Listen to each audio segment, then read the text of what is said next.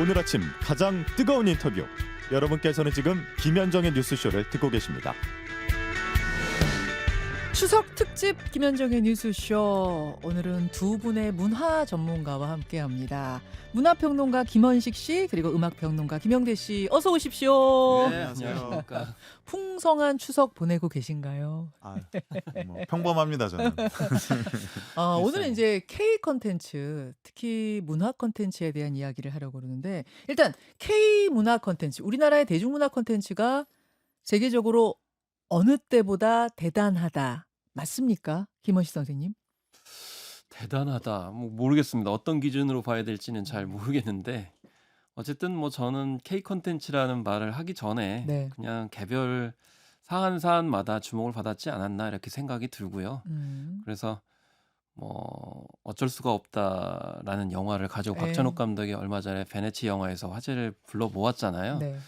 근데 한편으로는 영화계는 지금 약간 좀 침체 상태이고 덜 그렇죠. 주목받고 있는 그런 상황이고 음. 지금의 현재 흐름은 이제 드라마하고 이제 케이팝 쪽에서 이제 부각이 되고 있는데 그런 점에서 저는 뭐 개별 사안마다 좀 봐야 되지 않을까 이렇게 생각을 하고 있습니다.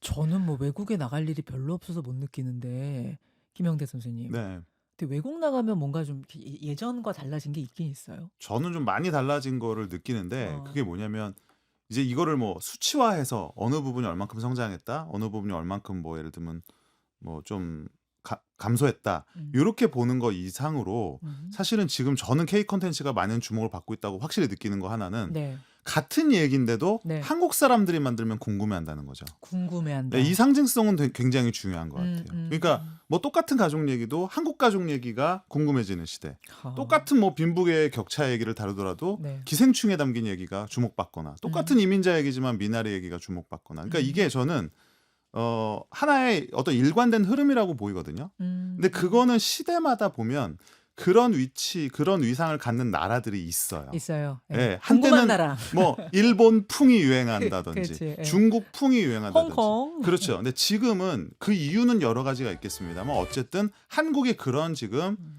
시선을 지금 끌어온 것은 분명하다. 근데 말이죠. 그 우리 대중문화, 이른바 K컬처가 과거 어느 때보다 세계적인 주목을 받고 있다는 걸 모르는 분은 한 분도 없는데 그래서 누구 알아?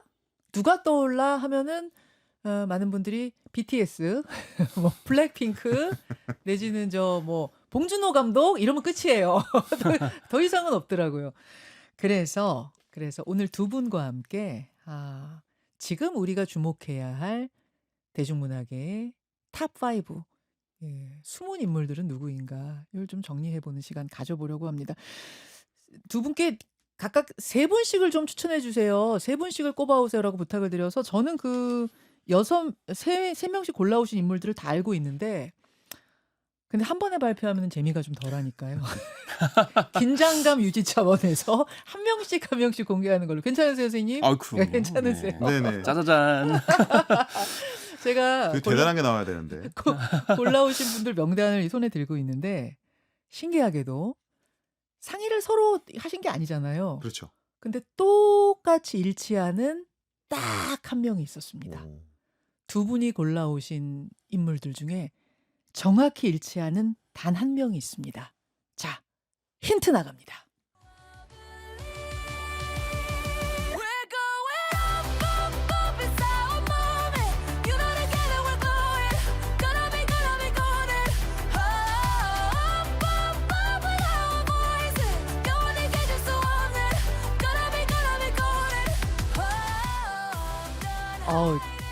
따라 부를 뻔했어요. 쉽지 않아. 친숙해지셨네 그동안. 챌린지 하는 걸 너무 많이 봐가지고 요 영화를 골라오실 줄은 알았습니다. 이게 K-팝 데몬 헌터스라는 영화, 뭐 드라마라고 해야 되냐? 애니메이션이죠. 애니메이션의 주제가를 골라오셨는데 그러면 두 분이 함께 주목한 첫 번째 인물은 누군가요? 김원식 선생님. 그러니까 저는 이제 강민지 감독. 매기강. 이제 매기강이죠. 매기강. 저는 이제 강민지 감독이라고 부르는데 그래서 저는 이제 K-팝 데몬 헌터스 그 작품 그 자체를 만들었기 때문에 뭐 주목을 해야 된다 이런 게 아니고 네. 그 여러 가지 저는 반성을 하게 만든 분이에요. 반정이요. 좀 약간 부끄럽게 만들고 그런 측면이 있거든요. 어떤 면에서? 왜냐하면 이제 들리는 얘기로는 그 투자를 못 받았잖아요. 처음에 못 받았는데 음. 못 받은 이유 중에 하나가 케이팝을 빼라고 한 거예요. 세상에 진짜요? 그러니까 왜냐하면 사실 이게 원래 극장용으로 만들려고 했던 작품이고, 예, 예. 근데 여러분 아시다시피 이제 케이팝 아이돌 무슨 그 콘서트 실황 영화라든지 관련 뮤직비디오 등을 이제 편집을 해가지고 극장에서 개봉하잖아요. 네. 많이 모아봤자 방탄소년단은 50만 넘지 못해요. 그러니까 결국에는 케이팝을 다루면은 극장 상업 입장에서 봤을 때는 돈이 안 된다고 판단을 한 거죠. 아하. 그래서 그 투자를 하지 못하겠다라고 한 거고, 그 사실 소니에서 투자를 못 하겠다고 소니 한 같은 거죠? 경우도 예. 마찬가지 생각이었고, 예. 근데 넷플릭스는 아무래도 온라인 동영상 플랫폼이니까 뭐 그거 우리가 볼륨을 차지해야 되니까 우리가 투자하겠다라는 이제 전략을 한 거고, 맞아요. 물론 넷플릭스도 이렇게까지 될지 모르니까 굿즈조차 이제 마련하지 못했죠. 음. 그런 상황 속에서 끝까지 메이안 감독이 케이팝 넣어야 된다고 얘기를 한 거죠. 끝까지. 투자를 받지 못하는데 그 음. 워딩을 끝까지 고수했다는 얘기를 듣고 저는 부끄럽다는 생각을 좀 많이 했어요. 그리고 아. 그 케이팝이라고 하면 아직도 그 소녀 취향의 여성들이 즐겨지는 특정 장르라는 인식들이 굉장히 강한 상황에서 케이팝을 고수했다는 거. 지금에 성공했으니까 케이팝 대단하다 이렇게 얘기하지만 불과 몇 년 전까지만 해도 이런 작품을 만드는 것 자체가 굉장히 맞아요. 드물고, 그다음에 이거야말로 결국에는 예술가 정신이고 장인 정신이다라는 생각이 들고, 그다음에 오히려 이제 브레이트가 낯설게 보기 그런 기법들을 얘기하잖아요. 네. 제3자 관점에서. 근데 브레이트. 그 이 제작진이 또 영화가 개봉되고 나서 울었다고 하더라고요. 왜요? 너무 감격해서? 그러니까 사실은 디아스포라 관점들을 많이 얘기하지만 교포나 2, 3세 같은 경우는 그 정체성을 계속 물어보잖아요. 그럼 너 어느 나라냐? 그러면 이제 대체적으로 뭐 얼마 전까지만 해도 뭐 중국인, 일본인 이렇게 해가지고 성난 사람들의 이성진 감독 같은 경우는 소니리였다고 얘기를 하잖아요. 그러니까 자기 쉽게 알아들을 수 있는 소니라는 이름을 사용을 한 건데, 맞아요. 그래서 이제 봉준호 감독이 이제 아카데미 상을 받고 나서는 자기 이름을 이제 찾기 시작했다는 거죠. 그러니까 자기 정체성에 대한 고민들을 굉장히 많이 하기 때문에 오히려 한국 문화에 대한 관심이 굉장히 많은 거죠. 우리 한국인들보다, 한국에 사는 한국인보다. 그러니까 저는 뭐 여기 살고 있으니까 그럴 수 당연히 그냥 묻어가고 네. 그냥 흘려들 수밖에 없는 그런 것들을 굉장히 이 한 편에 담아내기 위해서 정말 치열하고 꼼꼼하게 했다라는 거고, 그 뒤에 에피소드가 또 하나 있었어요. 들리는 얘기가 네.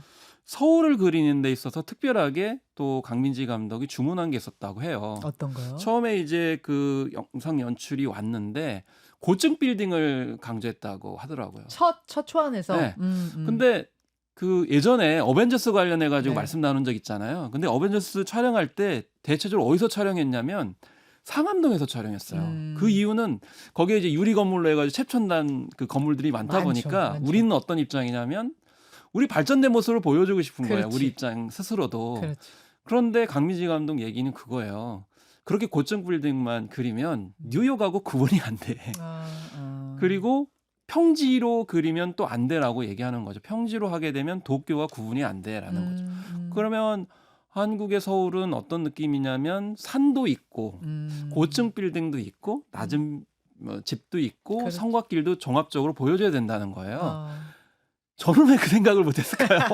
자, 우리를 반성하게 하는 매기강 강민지 감독, 그런 의미에서 참 대단한 인물이다 하셨는데, 아니 매기강 이름이 매기강도 있고 뭐 강민지도 있고 왜 이래 이런 분 계실 것 같아. 제가 잠깐 설명하자면 1988년 서울생이고요. 5살 때 캐나다로 이민을 갔습니다. 그래서 캐나다 이름 매기강, 한국 이름 강민지, 이런 거죠, 김영대 선생님? 네, 그러니까 네. 교포죠, 우리가 아는. 교포죠. 근데 이제 교포 중에서도 그 이제 이민을 가거나 이제 이주를 하게 되면 이제 그 나라에 완벽하게 이제 적응을 해서 이제 과거에는 이제 좀 더 그런 게 미덕으로 여겨졌었던 적도 있었죠. 이제 그 나라 사람들과 동일하게 살아가고 어떻게 보면 모국 혹은 우리 민족의 정체성을 버리는 것을 빠른 적응이라고 생각하던 시절이 있었는데, 그렇지. 매기환 감독은 한국 문화를 늘 가까이 했다 그래요. 그래서 한국도 자주 왔다 가고 그리고 항상 좋아하는 음악들이라든지 이번에 사실은 인용한 음악들도 자기가 어린 시절에 즐겼던 그 H.O.T나 S.E.S 등에서 레퍼런스를 또 삼았다고 나중에 또 밝히기도 했었죠. 아, 그 남자 그룹이 그러면 H.O.T에서부터 그게 굉장히 모티브를 말이 가져온 많았어요. 거예요? K-pop 팬덤 내에서도 네. 누구냐, 여러 가지 말이 BTS냐. 그런데 나중에 결국 말을 했죠. 그게 사실은 H.O.T에서 출발을 한 거고 헌트릭스가 3인조 것도 사실은 S.E.S에서 출발을 한 거다. 여성 그룹. 네네 이제 그런 또 이야기를 했는데 저는 아까 이제 김원식 평론가님께서 부끄러웠다. 왜 우리는 만들지 못했을까라는 말을 하셨는데 그 정확히 맞는 말씀인데 결론적으로 말하면 우리는 못 만드는 거예요. 예, 뭐 그러니까 저는 그렇게까지는 생각하지 않고요. 아니요. 그러니까 저는 그 말씀이 뭐냐면 우리가 못 만든다라는 거는 네. 우리가 사후 판단으로 만들 수 있을 것 같죠. 만들 수 그렇죠. 있을 것 하지만 같아요. 만들 수 있었을 것 같았으면 만들었어요. 예, 그러니까 그 말은 뭐냐면 예. 똑같이 한국에 대해서 이야기를 하더라도 외부의 사람들이 더 재밌고 먼저 포착하는 부분들이 있어요. 아, 그 무슨 말씀이신지 예, 알겠다. 그러니까 예를 들면 부끄럽다는 말씀 속에 사실은 답변이 있어요. 왜 부끄러웠을까? 우리는 그걸 빼고 싶어 했거든요. 우리는 저는 그런 의미는 아닌데. 아니 그러니까 좀 다르게 해석을 하면 네, 주세요. 저희는 뭐 마늘을 빼고 음. 고춧가루를 빼고 참기름을 빼고 그 자리에 버터랑 올리브 오일을 넣어서 사람들이 어떻게 하면 좋아할까를 고민을 했었지. 한국 컨텐츠 그 자체가 한국성 그 자체가 매력적으로 받아들일 거라는 걸 몰랐어요. 그렇게 생각하던지 아니면 오히려 반대로 우리 거를 너무 강조하는 게 소위 말해서 국뽕이다. 이러면서 이걸 되게 방어적으로 해석을 했단 말이죠. 그럴 수 있어요. 불과 몇 년 전이에요. 불과 몇 년 전만 해도 K 컨텐츠 이러면 너무 촌스럽다. 한국을 강조하는 건 너무 촌스럽다. 그리고 이걸 어떤 걸 좋아할지 잘 판단이 안 돼요. 우리는 다 모든 게 다 너무 익숙하니까. 그게 되게 정확한 예, 부분이에요. 그러니까 외국인들이 뭘 좋아할까? 모르겠어요. 그거는 사실은 네. 교포들이나 혹은 외국인들처럼 외부자들의 시선에서 한국 문화를 바라봤을 때 더 재밌다고 느껴지는 부분이 있어요. 이번에 영화 쭉 그 K-팝 데몬 헌터스 보시면서 요 장면 즉 기막히다 이렇게 좀 생각나는 부분. 저는 사실 다 그랬어요. 다 그러셨어요? 왜냐하면 그냥 일상적으로 K-팝을 즐기는 사람들의 입장에서는 거기에 묘사된 모든 장면은 우리 입장에서는 특별히 특별할 게 없기 때문에 그렇지. 이게 소재가 될까 싶은 것들이에요. 근데 막상 그렇게 연출을 하고 나니까 뭐 라면을 먹는 장면, 뭐 스타가 뜨면 팬들이 우르르 달려나가는 장면. 사실 우리는 그게 어떻게 보면 일상이죠. 아니 컵라면을 이렇게 먹는 게 우리는 뭐 너무 당연하고 너무 익숙한데 뭐 이렇게 받쳐놓고 젓가락을 올린다든지 그치. 막 그런 것들 하나하나가 그 엄청 유행이라면서 요즘 미국에서. 그러니까요. 네. 그러니까 이게 어떻게 보면 낯설게 보기라는 아까 말씀도 해주셨지만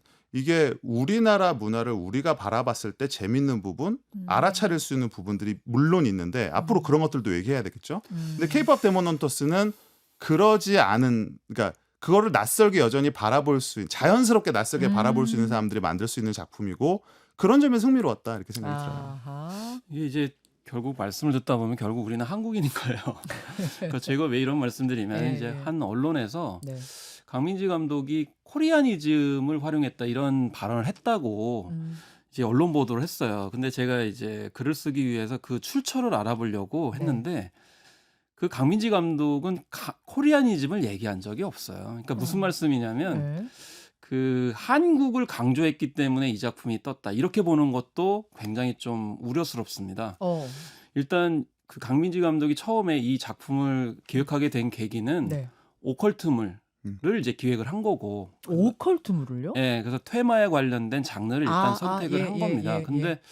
그 강민지 감독이 착안했던 건 뮤지컬 애니메이션입니다. 그래서 계속 강조하는 것이 이 작품은 뮤지컬 애니메이션이다라는 걸 이제 강조했고 그걸 네. 만들기 위해서 노력을 했고 네. 그러다가 그래서 이게 작품의 그 컨셉하고 연결되는 부분인데 그 음악을 통해 가지고 사람들이 빠져들어 가지고 그걸 이제 홀릭한다고 그러죠. 그러니까 제정신을 차리지 못하는 그런 상황에 이르게 되는 그 장면 설정이 필요했는데 그럼 이 장면과 연관되는 장르가 뭘까?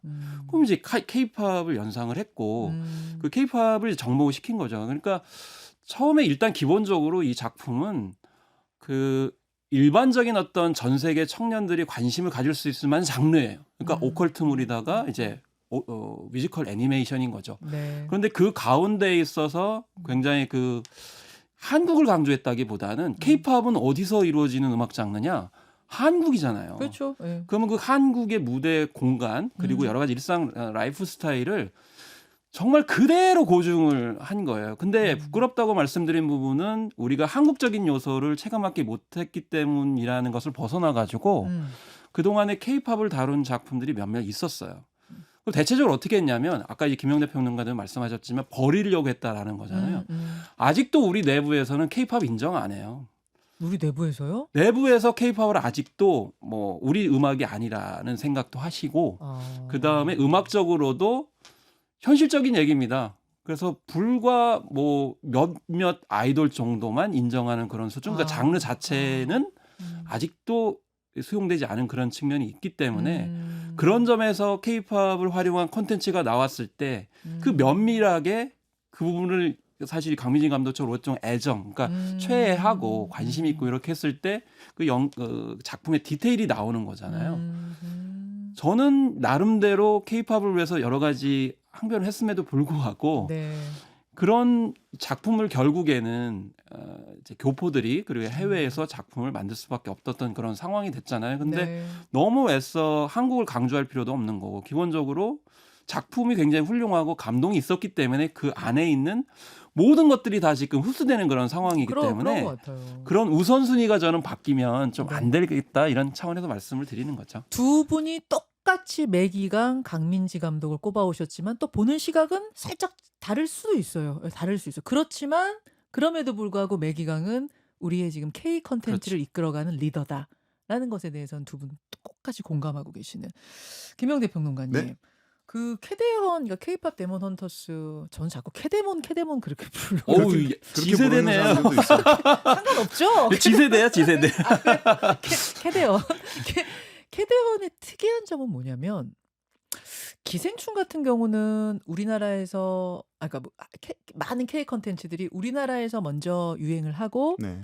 거기 히트를 크게 해서 외국으로 가는 이런 스타일이라면 이 캐데헌 같은 경우에는 외국에서 먼저 뜨고 나서 우리나라에서 오히려 뒤따라가면서 뜨는 그런 형식이었던 것도 굉장히 특이한 것 같아요. 뭐 그건 이제 플랫폼의 차이죠. 이거는 애초에 뭐 한국을 다뤘기 때문에 한국 로컬 시장용으로 먼저 기획을 한 게 아니라 그렇죠. 뭐 말씀하셨듯이 네. 이미 글로벌한 대중들이 좋아할 수 있는 소재를 이제 활용을 하고 거기서 케이팝이라고 하는 사실 이제 케이팝이 두 가지 측면이 있잖아요. 케이팝이라는 음악을 좋아하는 이 서브컬처의 추종자들을 위한 부분이 하나가 있고 또 하나는 사실 그런 것들을 전부 내려놓고도 그 자체로 재미있는 부분이 있단 말이죠. 그렇죠. 근데 이 작품은 그 중간을 굉장히 정확하게 포착을 했죠. 그래서 아주 라이트한 케이팝의 팬에서부터 모르는 사람들 심지어 케이팝의 덕후들까지도 아우를 수 있는 이런 컨텐츠를 넷플릭스라고 하는 글로벌 플랫폼에다 사실은 던져놓은 거죠.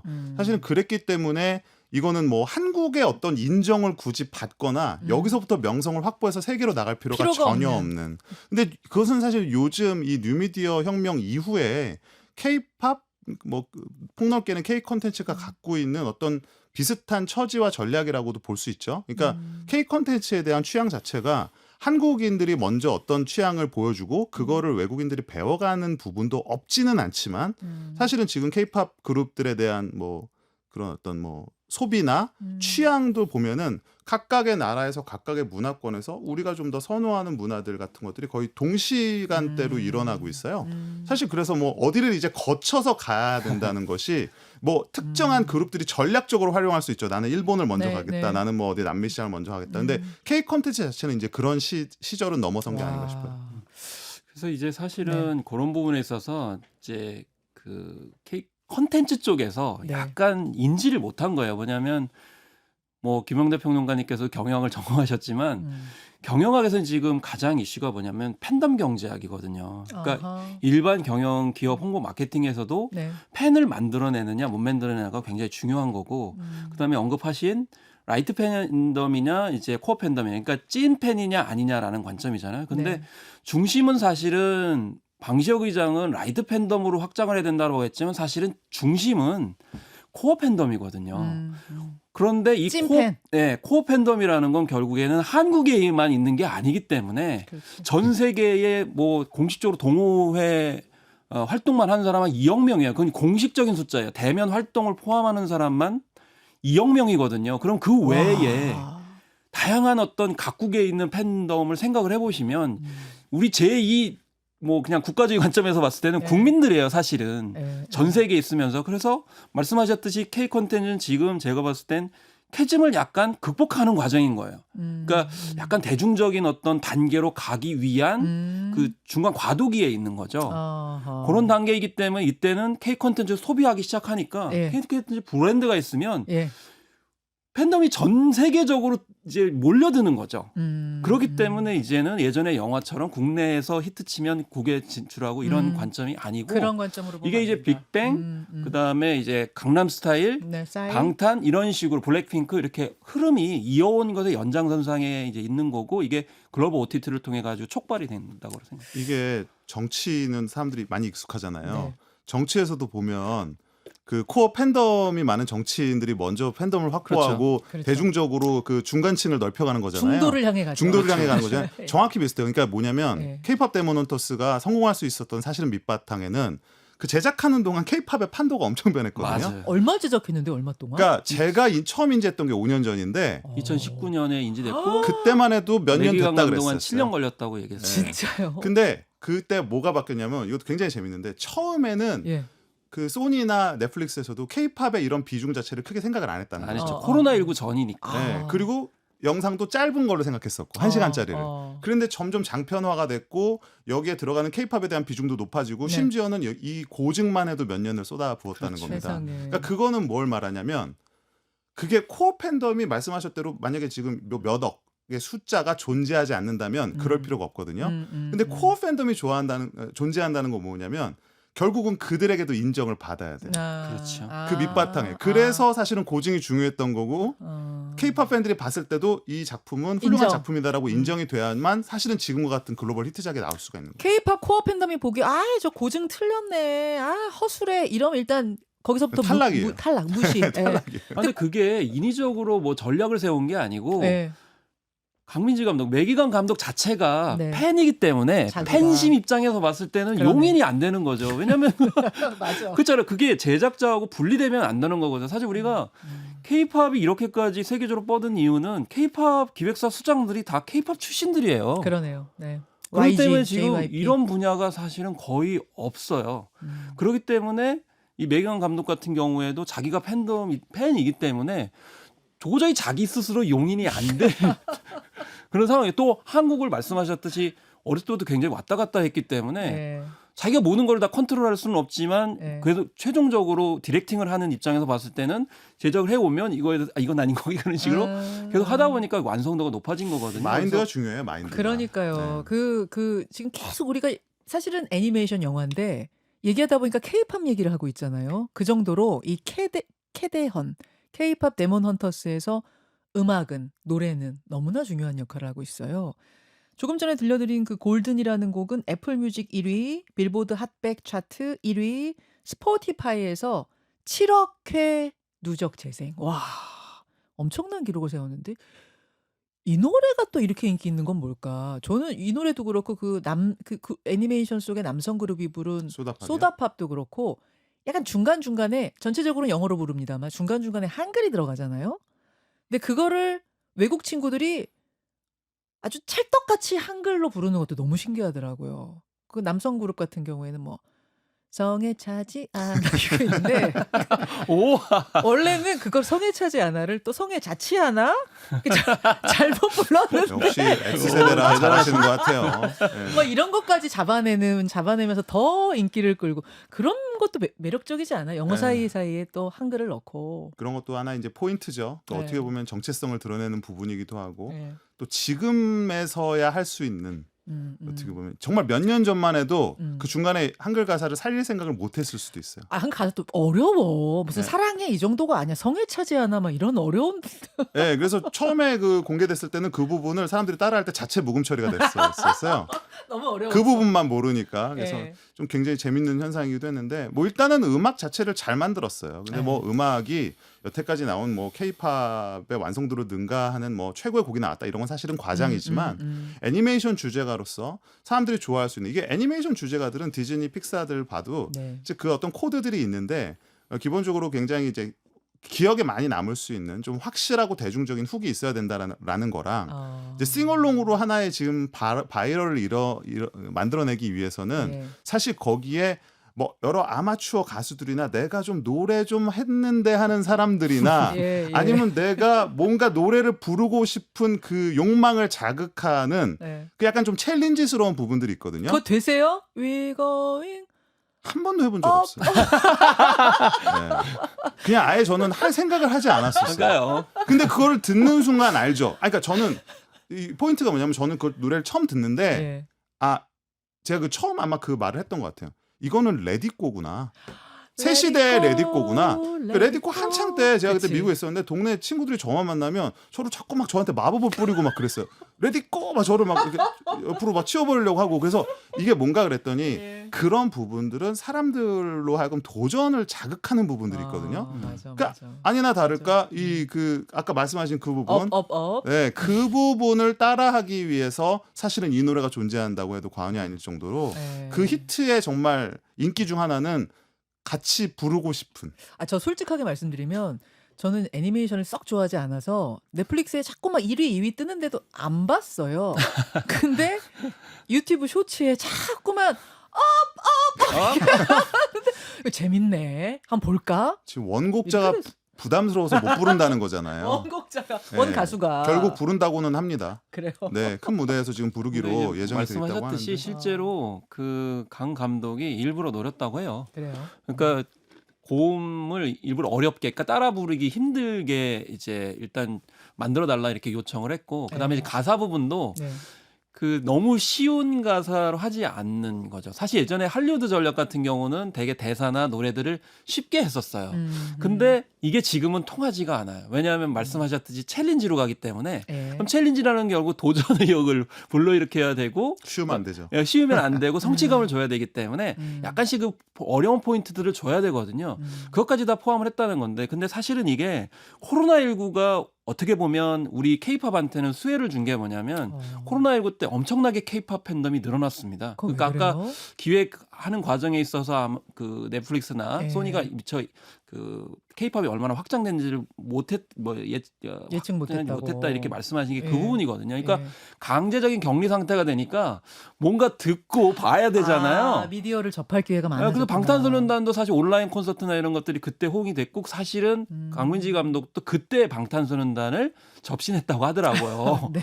그래서 결국에는 코로나19 때 오히려 팬덤이 많이 늘어나게 되면서 달라진 판도였다는 거고 그 사이에 그 챌린지가 엄청나게 일반 Z세대들 사이에서 하나가 문화가 됐죠.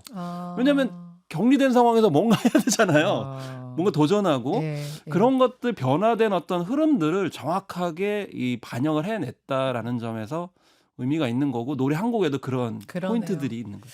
자, 두 분이 공통적으로 골라오신 인물 매기강 강민지 감독 이야기를 풀어봤습니다. 그럼 이쯤에서 그 화제곡을 전곡으로 듣고 가죠.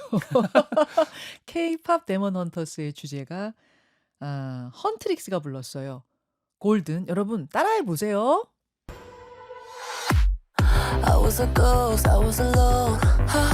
두어진 길 속에 Given the throne, I didn't know how to believe I was the queen that I'm meant to be. I lived two lives, tried to pick both sides, but I couldn't find my own place.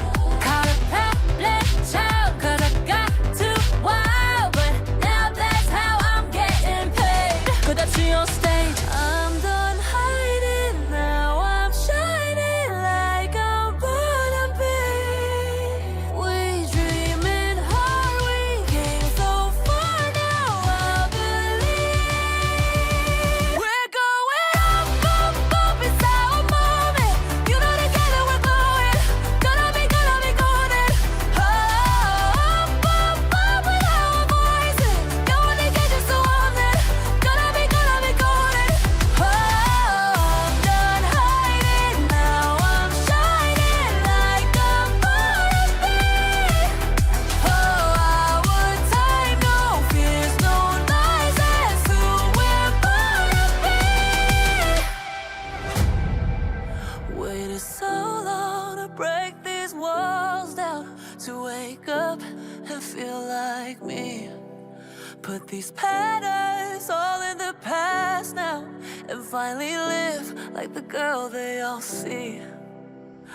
No more hiding, I'll be shining like I'm born to be. 'Cause we are hunters, voices strong and I know I believe. We're going up, up, up, it's our moment. You know together we're going. Gonna be golden.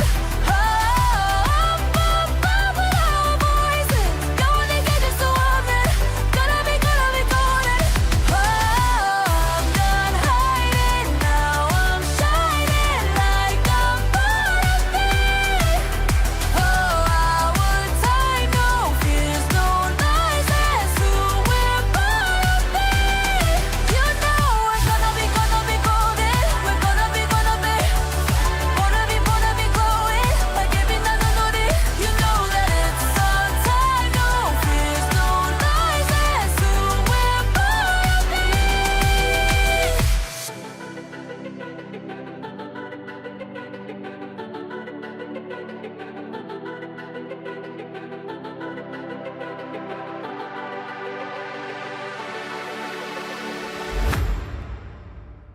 지금 우리가 주목해야 할 대중문학의 인물 탑5 첫 번째 인물로 캐대헌의 매기강, 강민지 감독 만나봤습니다. 좀 따라하셨어요? 김영식 평론가님? 네? 따라가냐고? 김영대 평론가님 따라할 생각 전혀 안 저는 하셨어요. 앞으로도 없어요. 앞으로도 없어요. 네. 현재까지도 없었고. 저는 속으로 한번 속으로만 김영대 평론가님 얘기 들으니까 저도 시도하는 걸 멈춰야 되겠어. 자, 두 번째 인물로 넘어가죠. 이제부터는 한 분씩 한 분씩 그 꼽아오신 인물들을 펼쳐내 주실 건데요. 먼저 김원식 평론가님이 골라오신 대중문화계를 이끌 인물 두 번째 인물 누굽니까? 네, 박천유 작가인데요. 음. 어쩌면 해피엔딩의 작가죠. 그래서 잠시만요. 제가 잠깐 소개를 좀 하고 가자면 어쩌면 해피엔딩은 토니상 6관왕을 한 한국 창작 뮤지컬. 박천유 작가는 1983년생 동국대 문예창작과를 나오고 뉴욕대의 시각예술학을 전공하러 간 뭐 굉장히 특이한 이력을 갖고 있더라고요. 예, 이어가시죠. 네, 그래서 박천유 작가의 어쩌면 해피엔딩이 어쨌든 토니상에서 네. 상을 이제 받았는데 음, 사실 좀 놀라운 거죠. 그러니까 상을 전에도 위대한 개츠비 같은 경우 상을 받았어요. 근데 뭐 이제 이분의 작품이에요. 아니요, 위대한 이제 개츠비? 다른 분의 작품인데 다른 이 거. 작품 같은 경우는 되게 상을 받아도 네. 무대 디자인, 뭐 의상상 뭐 그렇지. 이런 정도 받기 때문에 사실은 아시다시피 뭐 무대나 이제 그 의복에 관련된 패션에 관련된 음. 부분들은 본상이라고 하지는 않잖아요. 되게 아. 본상이라고 하면 우리가 되게 연출상이라든지 각본상이라든지 네. 최소한 뭐 연기, 연기상이라든지 그리고 음. 뮤지컬이기 때문에 음악. 음악상 뭐 이런 정도 받아야 되는데 물론 어쩌면 해피엔딩은 무대 디자인상까지도 받았습니다. 더더군다나 이 작품이 갖는 의미는 우리가 이제 대체적으로 해외 작품을 이제 재창작을 해가지고 해외 진출하는 것이 하나의 뭐 방식이라고 얘기를 하는데 예. 국내 창작 작품이라는 점이 큰 의미가 있었거든요. 그렇기 때문에 더더군다나 각별한 의미가 있었고 그 다음에 여러 가지 어떤 의미가 있는데 첫 번째는 이 작품이 대형 작품이 아니에요. 대형 제작사가 만든 작품이 아니에요. 이게 처음 시작도 그러면은 뭐 대학로 소극장 이런 데서 한 거예요? 예, 그래 처음에는요 그 지원해 주는 데가 없어서 네. 민간 문화예술 재단에서 처음에 지원을 해줬습니다. 2016년 초연할 네. 때. 그리고 객석도 350석밖에 안 되는 와. 그런 상황이었거든요. 예, 그러니까 사실 굉장히 모범적인 그런 방식이었죠. 왜냐면 일단 생각을 해보시면 국내에서 그 대형 제작사가 지원해 주는 게 아니고 또 국내의 오리지널 창작 작품을 가지고 조그맣게 상영을 했고 이게 반응이 좋아가지고 대학로에 진출을 하고 대학로에 진출해서 다시 또 뉴욕에 진출을 하고 그러니까. 마침내 이제 토니상까지 받을 줄은 사실은 아무도 생각을 하지 아무- 못했어요. 기적과 같은. 기적이죠, 진짜. 그렇기 기적이죠. 때문에 네. 결국에는 앞서서는 우리가 메기안 감독이 외부에서 이렇게 선물을 주었고 이 어쩌면 해피엔딩은 우리 안에서 네. 이렇게 결과를 만들어냈기 때문에 각별한 의미가 있다 이렇게 생각을 합니다. 전 토니상 육관왕했다는 소식을 생방송하는데 듣고 제 믿을 수가 귀를 없는- 의심했어요. 그렇죠. 그러니까 이 작품 어쩌면 해피엔딩은 이 박천유 작가가 각본, 글도 쓰고 그렇죠. 뭐 작사, 작곡 다 한 거예요? 그리고 아니 이제 아니요 작곡 같은 경우 윌 에런스나하고 그렇습니다. 같이 공조. 협업하는 파트너가 네, 있는 거죠. 네, 그러니까 예. 작사가 이거 그러니까 뮤지컬에서는 사실 아시겠지만 리리시스트 작사가도 굉장히 중요한 역할이고 예, 예. 작곡가와의 이제 협업으로 탄생을 하는데 예. 그러니까 말씀해 주셨던 대로 이 작품이 좀 대단한 거는 난이도로 따지면은 그 어떤 K컬처 여태까지 성공 사례보다도 더 대단한 게 불가능하다고 아닐까 얘기했던 싶은 게 방법이 아까 말씀하셨지만 그 예. 우란문화재단이었죠. 네, 그게 맞습니다. 처음에 이제 2014년일 건데 네. 그때 만들어질 때만 해도 아무도 주목하지 않는 작품이었었고 어. 그게 정말 단계적으로 극장을 늘려가고 점점. 나중에 이거를 처음에 쇼케이스 할 때도 그 대본을 이렇게 리딩하는 형식의 대본 뭐 리딩 방식으로. 네, 했었죠. 저는 그거를 뭐 직접 가본 적은 없지만 음. 그 리딩하는 방식으로 외국에서 이제 쇼케이스를 했는데 그거를 우연히 브로드웨이의 그 최고의 제작자들이 듣고선 이거를 우리가 그럼 작품을 하자. 브로드웨이에서 하자. 네. 그러니까 이런 식으로 된 거기 때문에 이거는 애초에 무슨 글로벌 프로젝트도 아니었고 대기업의 뭐 돈과 프로젝트 장기적인 프로젝트도 아니었었던 그런 점에서 대단한 그 난이도가 있는 것이고 사실은 우리가 이제 이고트라고 하잖아요. 에미, 그래미, 오스카, 토니 그러니까 미국의 주요 상을 이제는 다 보유하게 됐어요. 와. 어떻게 보면 범한국인들이 맞네. 다 이제 보유하게 됐는데 저는 그 중에서도 사실은 네.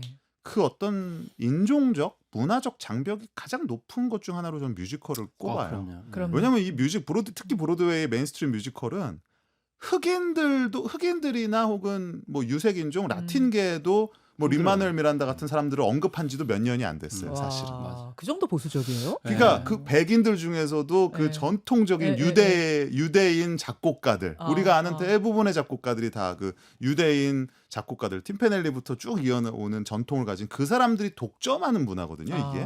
근데 그 안에서 어떻게 우리나라 뚫었지? 사람이 거기서 자란 사람도 아닌데 어떻게 보면 또 우리의 얘기를 가지고 그러니까 밑바닥에서부터 완전히 성공 단계를 밟아서 토니상 6관왕이라는 건 말도 안 돼요.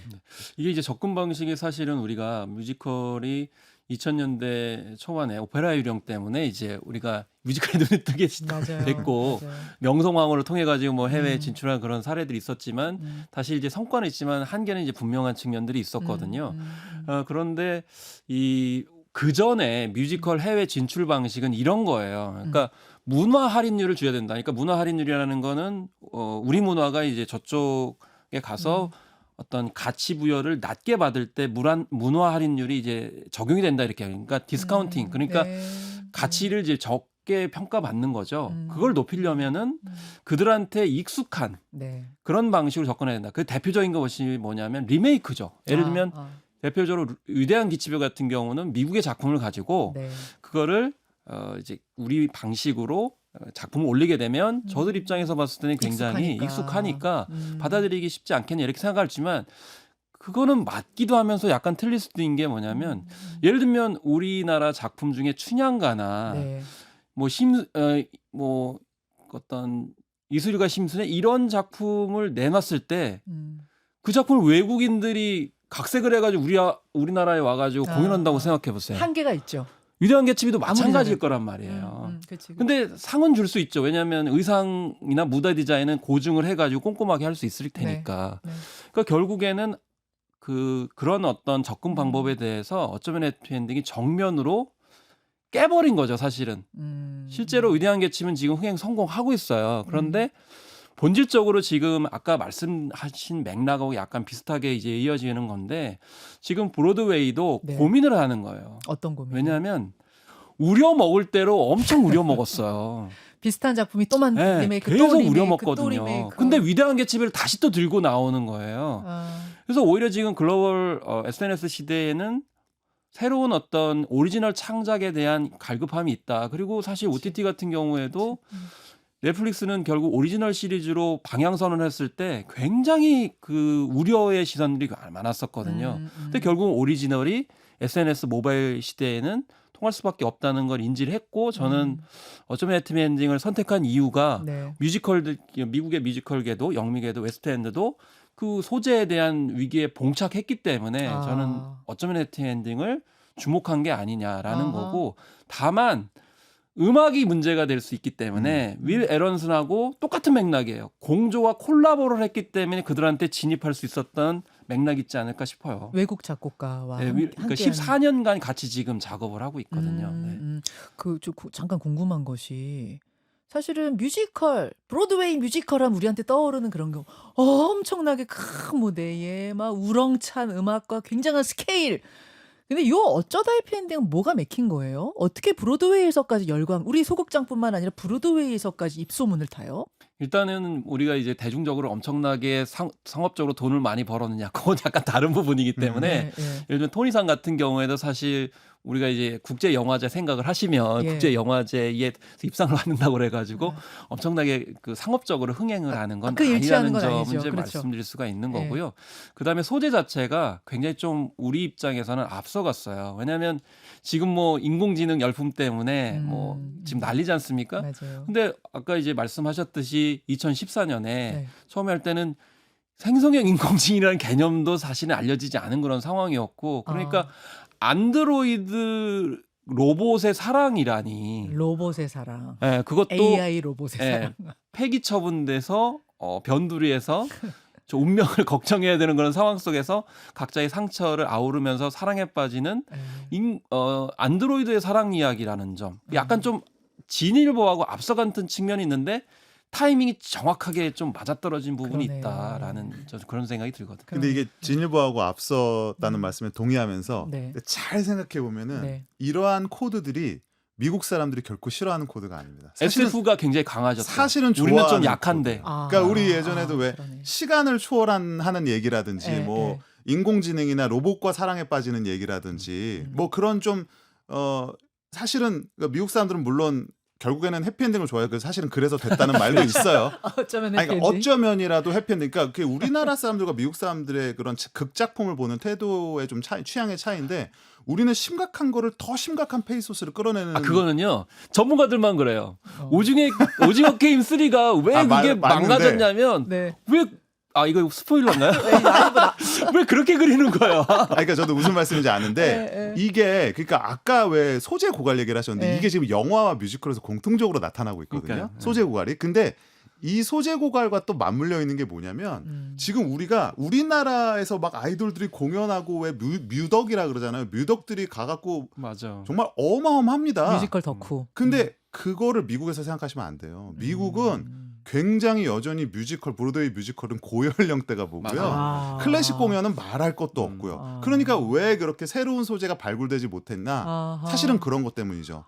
그러니까 그나마 그들이 갖고 있는 취향을 우리가 만족시키는 한에서 최대한 보수적으로 이 산업을 발전시켜 왔던 게 지난 10년, 20년간의 미국의 브로드웨이 그리고 영화계였고 그래서 사실은 그 안에서 자생적으로 나오지 못한 새로운 이야기들을 어떻게 보면 외국의 외주를 줘서 지금 만들어내는 셈인데 근데 그 이야기 자체는 완전히 새로운 이야기라기보다는 어떻게 보면 한국 사람이 갖고 있는 새로운 시각에서 재해석한 이야기라는 거죠. 캐데헌하고 이 어쩌면 해피엔딩에 대한 두 분의 해설을 듣다 보니까 통하는 면이 있네요. 통하는 면이 있죠. 뭐가 먹혔는가가 맞습니다. 통하는 면이 네. 정확하게 있네요. 그래서 사실은 아까 네.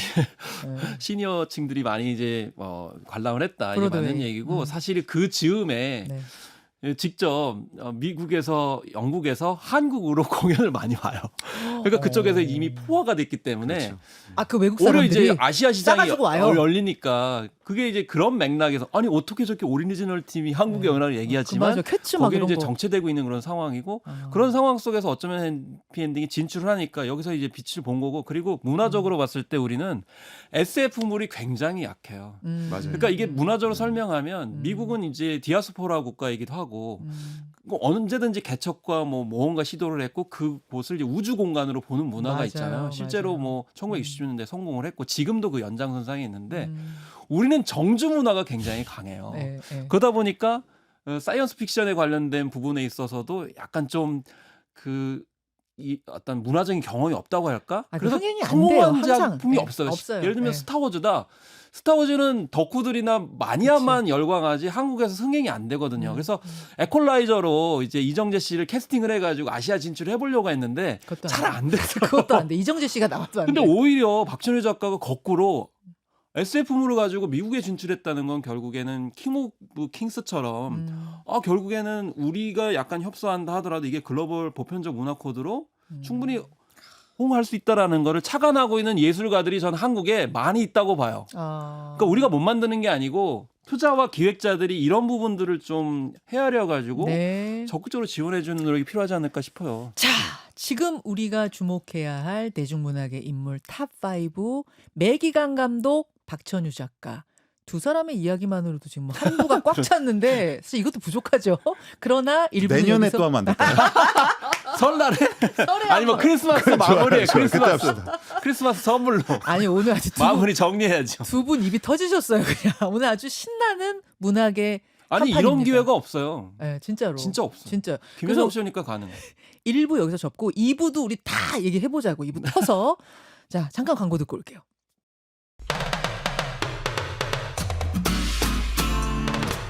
CBS 라디오 김현정의 뉴스 쇼.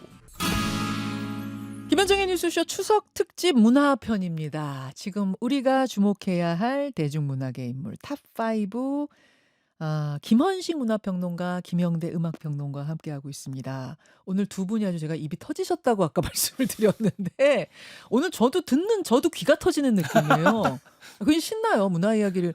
왜냐하면 시사 프로그램에서 평소에는 문화 이야기를 이렇게 할 기회가 많지가 기회가 않거든요. 없죠. 김은식 너무 평론가님도 재밌어요. 아마 동의하실 텐데 네. 우리가 나가고 싶어도 잘 안 불러줘요. 틈이 없어. 아 정치 얘기는 맨날 똑같은 얘기만 하면서 나 새로운 이슈가 문화 얘기 얼마나 할 게 많은데 갑자기 입이 터졌어. 저 바깥에 PD들 반성 좀 하세요. 정치 얘기는 아침 뉴스 들으나 저녁 뉴스 들으나 똑같은 얘기 하잖아요. 아니 해도 이렇게 1시간 반 정도 해주는 너무 좋아요. 프로그램이 없어요. 저도 그래서 오늘 너무 좋아요. 오늘 진짜 흥겹게 문화 이야기 아주 흠뻑 취해들 수 있는 시간 2부도 꽉꽉 채워보겠습니다. 지금 우리가 주목해야 할 문학의 대중문학의 인사가 누가 있나. 특히 이 사람은 꼭 챙겨서 알아주셔야 하는 인물들을 꼽고 있거든요. 1부에는 K-팝 데몬 헌터스의 매기강 감독, 그리고 어쩌면 해피엔딩이라는 뮤지컬로 토니상 6관왕탄 박천유 작가 이야기를 했고, 이번에 세 번째 인물로는 누구를 꼽아 오셨을지 김영대 평론가님이 꼽아 오신 인물이거든요.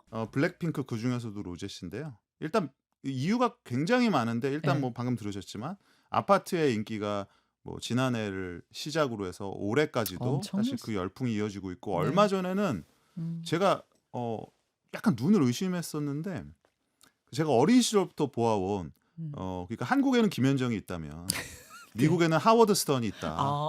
진행자. 네, 진행자로.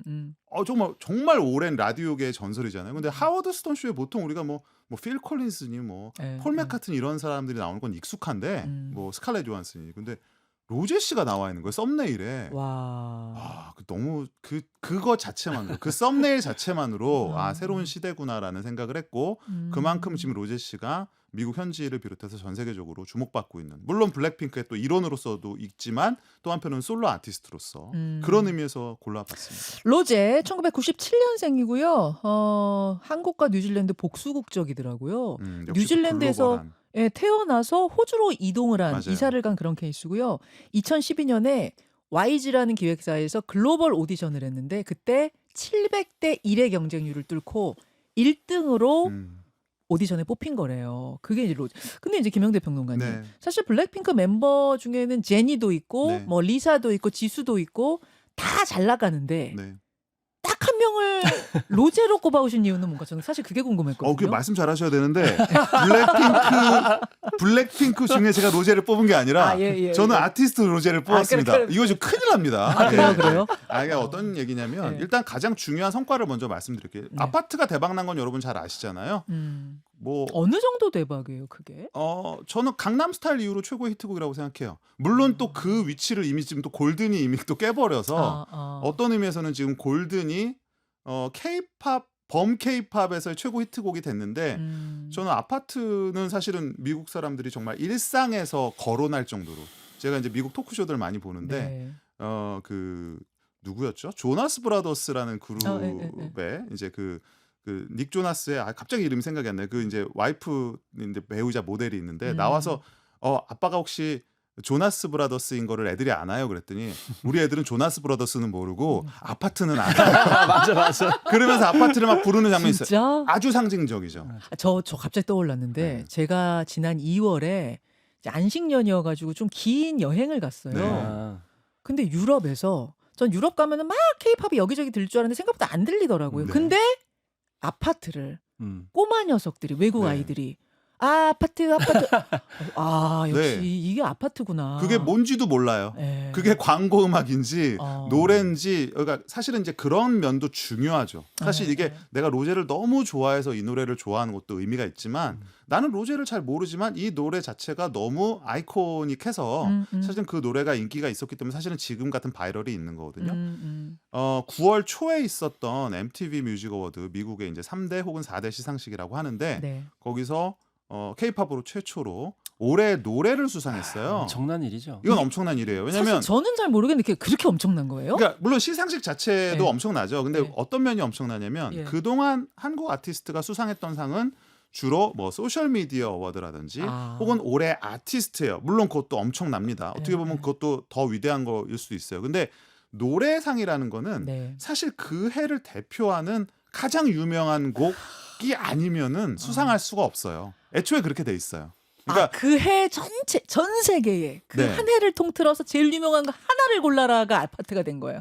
가령 뭐 그런 거죠. 그러니까 가장 올해 가장 기억에 남는 훌륭한 곡이다라는 뜻인데, 그러니까 이런 거죠. 우리가 어떤 가수를 좋아해서 어떤 노래를 듣는 경우도 있습니다만 나는 저 가수는 모르고 내가 딱히 좋아한다고 말할 수는 없지만 저 노래 자체는 그치. 너무 좋아하고 내가 즐겨 부르게 된다. 골든도 우리가 그래서 막 따라 부르는 거잖아요.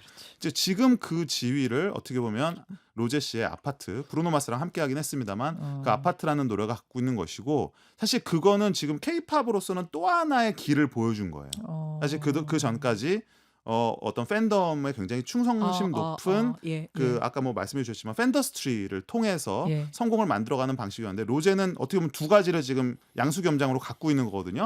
블랙핑크부터 맞네. 이어져 온 팬덤의 강력한 힘에다가 이 아파트라는 노래가 갖고 있는 매력까지 대중성까지 확보하면서 이건 앞으로 좀 우리가 어떤 사례들이 나올지 좀 더 지켜봐야 돼요. 그 얘기를 하시니까 그러니까 BTS나 뭐 굉장히 유명한 아이돌들, K-팝 아이돌들이 맞지만 어르신들이 그 가수들 노래까지는 잘 몰라요. 아무래도 그렇죠.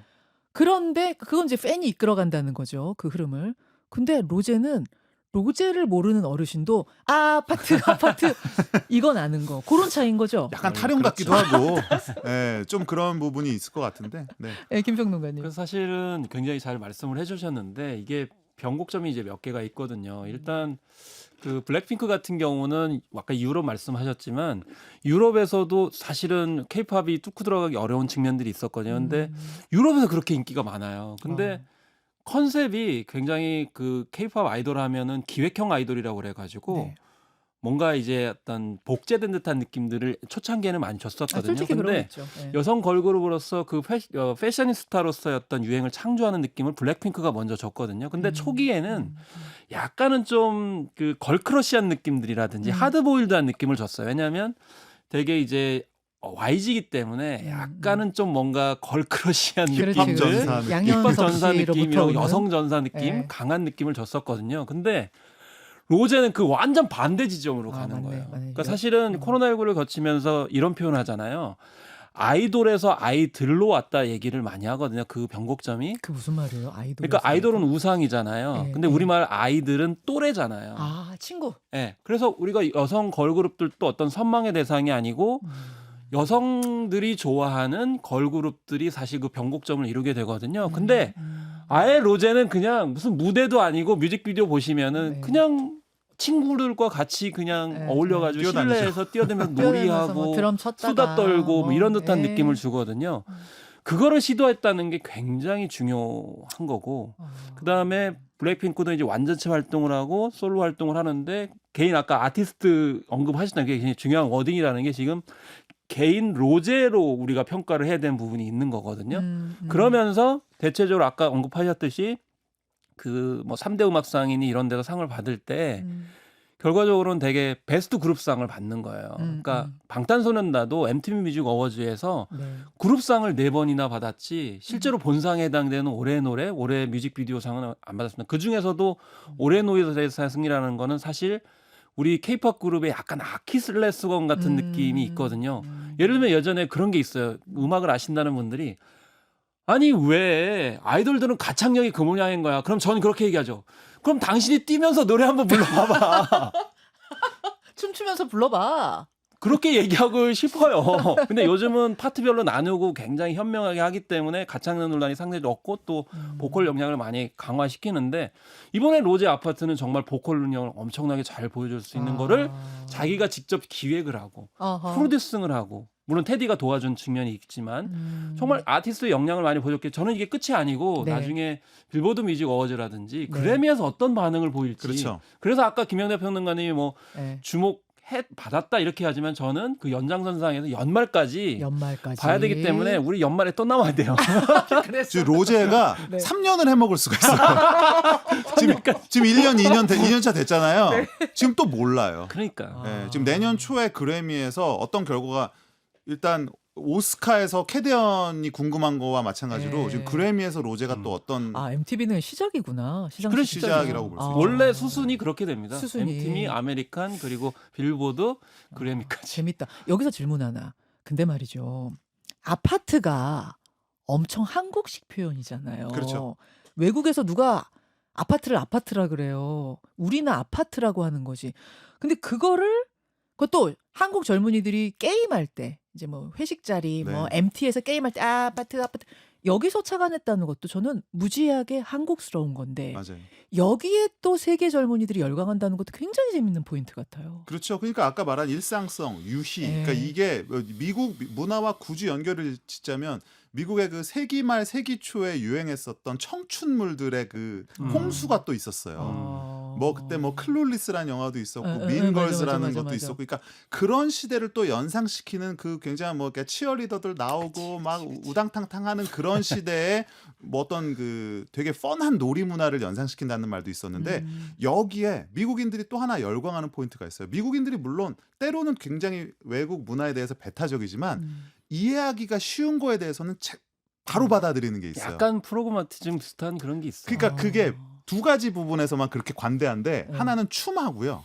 하나는 게임, 유희성에 대해서만 관대합니다. 그래요. 그래서 사실은 싸이의 강남스타일도 대박이 났던 거거든요. 그러니까 내가 바로 받아서 즐길 수 있는 거. 그러니까 나에게 어떤 그 많은 이해를 요구하지 않는 부분에 대해서는 라틴이든 아시안이든 아프리칸이든 받아들여요? 빨리 받아들이는데. 마카레나 춤 같은 것도 그렇구나. 그렇죠. 그러니까 아파트 같은 경우도 야 APT. 근데 사실은 미국에서는 APT라는 말도 안 씁니다. 그것도 거의. 안 써요. 네, 그러니까 우리는 줄여서 아파트 주소 쓸 때 APT라고 많이 쓰잖아요.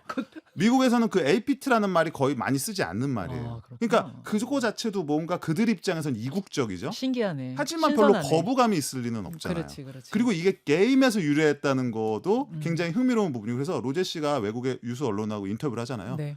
첫 번째 질문이 그 게임 설명하는 거예요. 게임이라는데 그게 무슨 게임이에요? 여기서부터 설명해야 돼요. 그러니까 거기서부터 이미 저는 이거 되게 고급스러운 표현인데 먹고 들어가는 부분이 있어요. 네, 이게 왜냐면 문화적 장벽을 그 코드 하나가 어떻게 보면은 바로 넘어서게 하는 거거든요. 게임이란 유희성이라는 건 공통되기 때문에. 그래서 맞네요. 게임의 유해성 이런 게이미피케이션이라고 얘기를 하잖아요. 근데 저는 로제 씨가 현명했던 게 뭐냐면 네. 그 앞전에 아파트를 만들기 전에 유럽의 이제 패션 쇼에 이제 같이 참여를 하거든요. 근데 거기서 약간 리트머스 시험지 비슷한 걸 시험했었어요. 그 뭐예요? 그러니까 그 유럽에 가가지고 패션쇼 뒤에 뒤풀이를 하는데 네, 거기서 모델들하고 같이 아파트 게임을 하면서 했는데 그게 SNS에 올라가면서 반응이 폭발적이었거든요. 저 본 것 같아요, 그거. 네. 호텔 방에서 같이 네, 술 맞습니다. 게임하는 그거. 네. 일단 그걸 시범적으로 보였고 거기서 많은 반응이 있으니까 그게 이제 추진이 된 거기 때문에 우리가 이게 아티스트의 창작 방법도 이제 완전히 달라지는 거. 우리가 맞네. 아티스트 생각하면 옛날에 보면 영미식의 어떤 서구 관점을 보면 뭐 심지어 술 먹고 막 방탕하게 생활하고 고뇌에 빠지고 술만 이러다가 먹으면 다행이죠. 네. 그게 이제 또 케이팝의 그 뮤지션이 그 아티스트 관이잖아요. 자꾸 영국 친구들은 왜 한국에 이렇게 케이팝이 도덕적 윤리적으로 엄격하면 요거 아니 이게 사실 저 캐디언으로 다시 돌아가는데 예. 그거는 영미 아티스트 관하고요. 예. 한국의 아티스트 관하 지금 문화 전쟁을 벌이는 거예요. 이 선한 영향력으로. 문화 전쟁. 그래서 이제 열광하는 부면이 있더군요. 근데 어쨌든 유럽에서 그렇게 해가지고 아. 반응이 있으니까 어. 그 결국에는 그냥 우리 케이팝도 마찬가지잖아요. 예전에 처음 초기는 그냥 자기들끼리 그냥 만들어가지고 짠 했었어요. 그런 다음에 SM 모델처럼 대규모 제작비를 그 홍보 마케팅을 들여가지고 한 3년, 5년 열심히 이게 돌아다녀가지고 홍보해가지고 반열에 올려놨었거든요.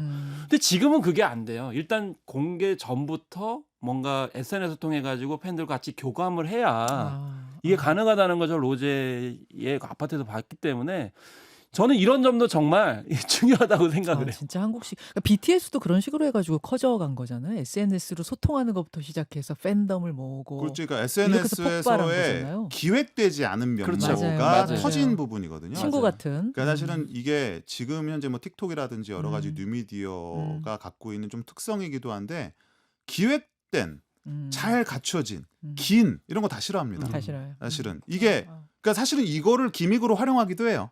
기획했지만 기획하지 않았죠. 아는 척, 아는 척. 네, 길게 만들었지만 실제로 짧게 내가 원래부터 짧았던 척 이렇게 하는 것도 사실은 지금 이 변화된 환경에서 사람들이 원하는 바를 따라가기 위한 노력이라고 볼 수 있죠. 사실 아파트는 그런 굉장히 상징성 있는 노래고요. 충분히 꼽아 오실 만한 주목할 아티스트였습니다. 로제 씨, 김영대 평론가가 뽑은 대중문학의 인물 한 사람이었습니다. 자, 그러면 이번에는 또 어떤 인물이 기다리고 있을까? 제가 이 명단을 보다 보니까요. 로제 씨가 로제하고 굉장히 또 가까운 프로듀서 한 분을 이거 누가 뽑아오신 거예요? 제가 뽑았습니다. 약간 알고리즘 같긴 한데 그러면서 오빠라고 불렀는데 로제가. 맞아. 로제가 오빠라고 부르면서 MTV에서 언급했던 그 장면을 그럼 잠깐 보고 올까요? 예. MTV 시상식입니다. My forever mentor, Teddy. 오빠, 저 상 탔어요. 나의 멘토 테디 오빠 저 상 탔어요 하면서 MTV 시상식 그 소감을 말하는 무대에서 언급했던 가수이자 프로듀서 테디를 꼽아오셨네요. 저는 요즘 테디 씨를 보면 정말 테디로 한번 살아보고 싶다.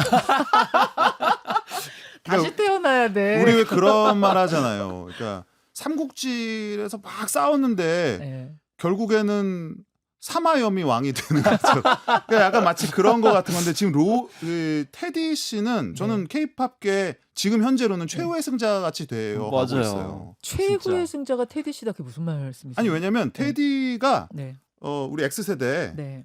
김현정 씨가 잘 아는 그 원타임 출신의 One time is one time for your mind. 그러니까 X세대는 꼭 그거 아는 노래 꼭 해야 돼.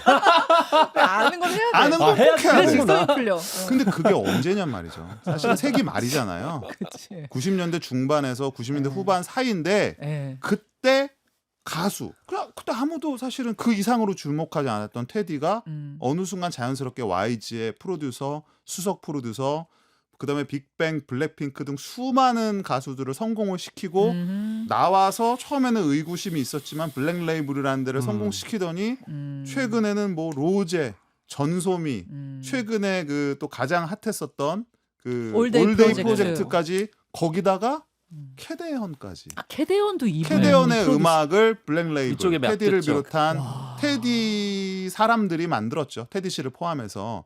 그러면 이쯤 되면 최후의 승자라는 말을 진짜네. 현재 기준으로 쓸 수 있지 않을까요? 와, 그러니까 이 원타임의 테디는 잠깐 또 프로필을 소개하자면 1978년생이고요. 우리나라에서 태어나서 휘문중학교를 다니다가 미국으로 갔더라고요. 미국으로 가서 거기서 이제 미국의 여러 문화를 익히고 그렇죠. 영어를 익히고 그리고 돌아와서 1998년에 원타임 이걸로 원타임. 으로 데뷔를 한 건데 맞아요. 그때만 해도 저는 원타임에서 더 주목받았던 인물은 백경 씨였거든요. 백경 씨 뭐 작곡을 했으니까. 작곡도 하고 입담도 좋았었고. 좋았고. 근데 테디 씨도 작곡을 하긴 했는데 사실 그때 YG 음악의 네. 핵심적인 프로듀서는 지금은 이제 활동을 하지 않는 페리라는 작곡가가 있었어요. 페리라는 작곡가가 거의 다 만든 음악이었어요. 예. 근데 거기서 테디 씨가 멈추어 있지 않고 예. 그 페리라든지 여러 가지 작곡가들의 노하우를 흡수하면서 본인의 스타일을 만들어냅니다. 그럼 그때부터 프로듀싱 하는 걸 배운 거예요? 맞아요.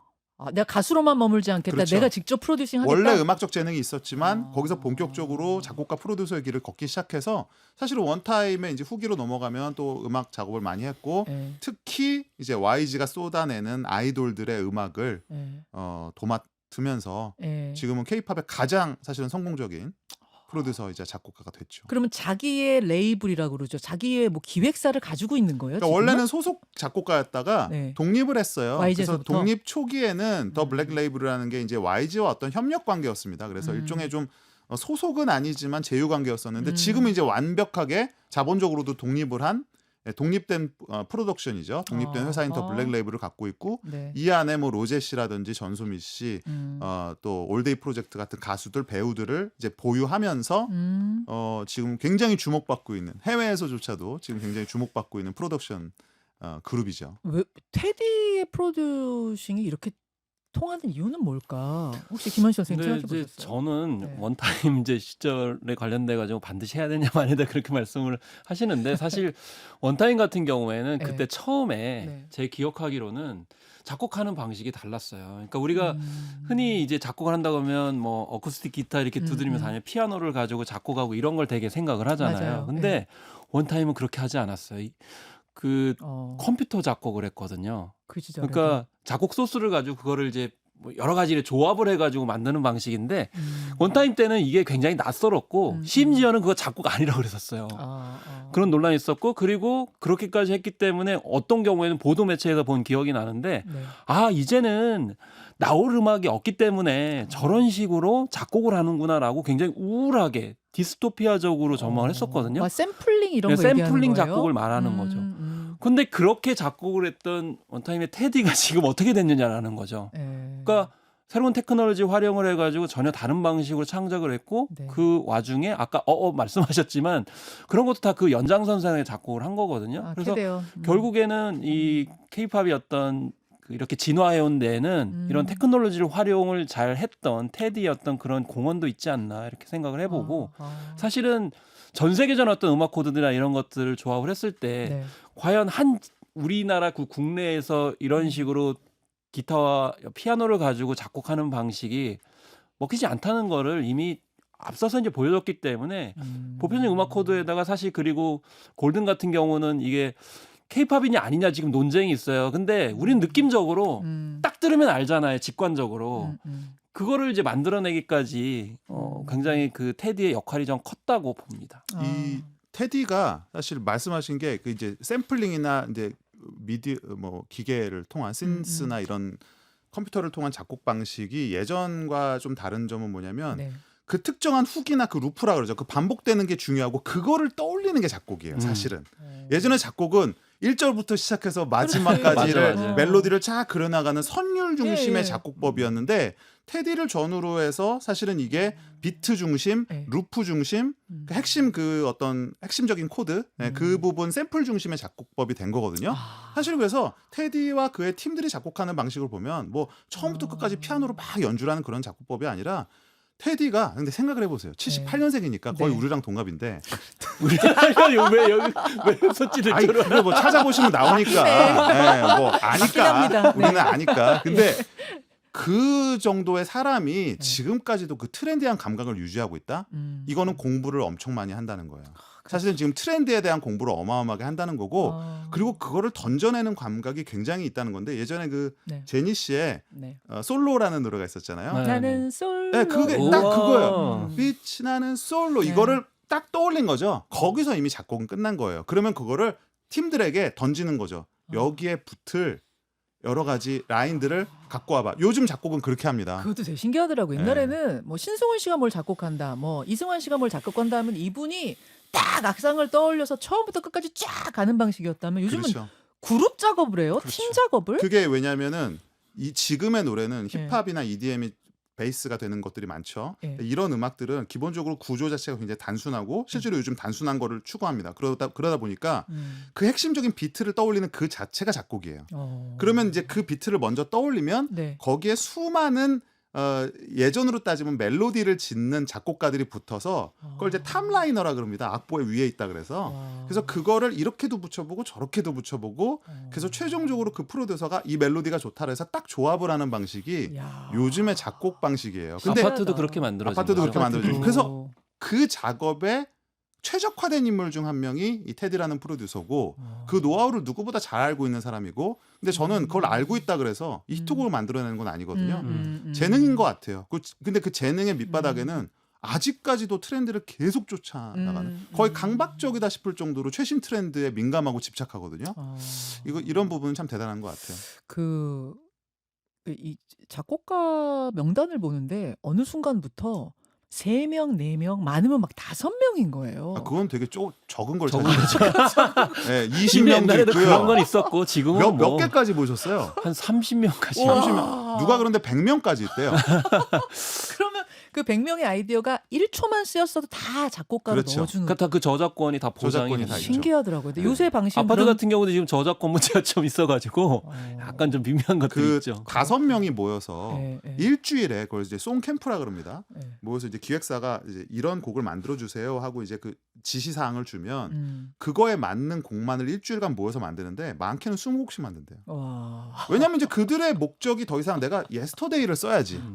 무슨 스테어웨이 투 헤븐을 써야지 이런 거에 빠져 있지 않은 거예요. 기능적으로 내가 그들이 원하는 곡을 만들어주면 그거를 히트곡으로 만드는 거는 퍼포먼스나 여러 가지를 조합하는 기획사의 몫이니까. 그러니까 이걸 어떻게 들으면 이거 너무 예술이 아닌 것 같은데 너무 좀 이거 너무 기계적이지 않아? 뭔가 도식적이지 않아? 이렇게 20년 느낄 전에도 수도 있었어요 있지만 그런 얘기가. 저기 비틀즈 나왔을 때요.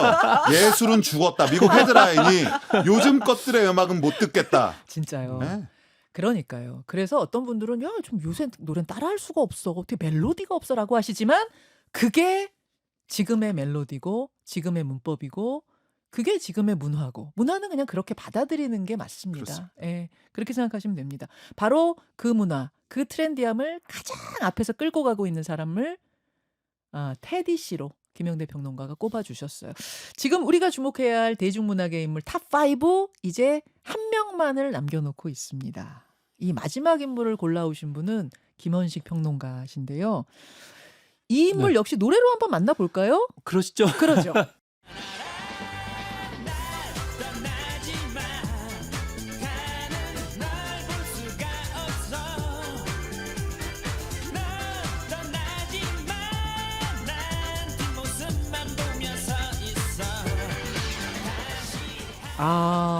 이 노래 진짜 오랜만에 듣는다. JYP 박진영 씨, 박진영 씨, 이게 박진영 위원장. 데뷔곡이죠 이 노래가 예. 지금 날 떠나지 마. 비주얼 쇼크였죠? 우리 X세대 기억하잖아요. 전주 나올 때 뒤돌아서 있다가 노래 시작하면서 딱 돌아섰는데 다들 깍 그랬잖아요. 바지가 비닐이야. 저 놀랬어요. 바로 그 박진영 씨. 네.